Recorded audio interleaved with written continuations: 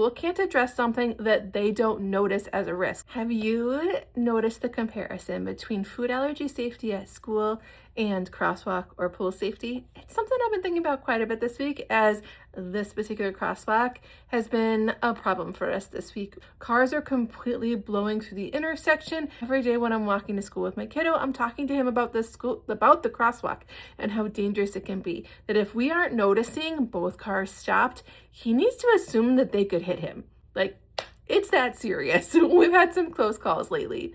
But we also need to address it with the school to see if there's anything on their part they can be doing to mitigate the risk. So yesterday, I penned an email to the school principal voicing my concerns because the school can't address something that they don't notice as a risk. The principal did something that was really, really important. She wanted all of the details so that she could address the specific root cause of the problem with their school resource officer and the school grounds manager so they could formulate a plan together. This morning, I was so excited when I saw a whole plan already in place.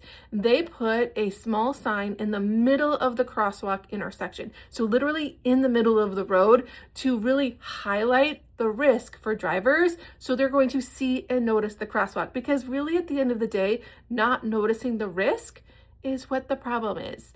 So are you noticing the comparison here?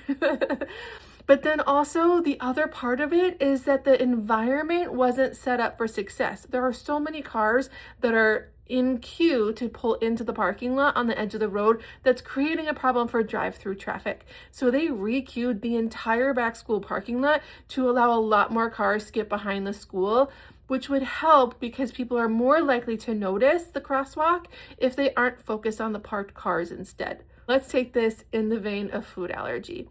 We need to be addressing food allergy safety with our schools from both sides. Our kids need to be aware of their own personal risk, and our schools also may need help noticing risk that they haven't been informed of yet.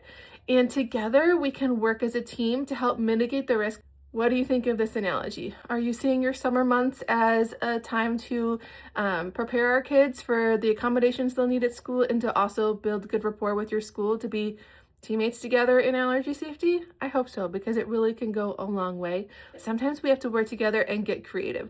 With the sidewalk situation this week, I will admit, I did kind of want them to just station the school resource officer in the intersection like they did the first day of school.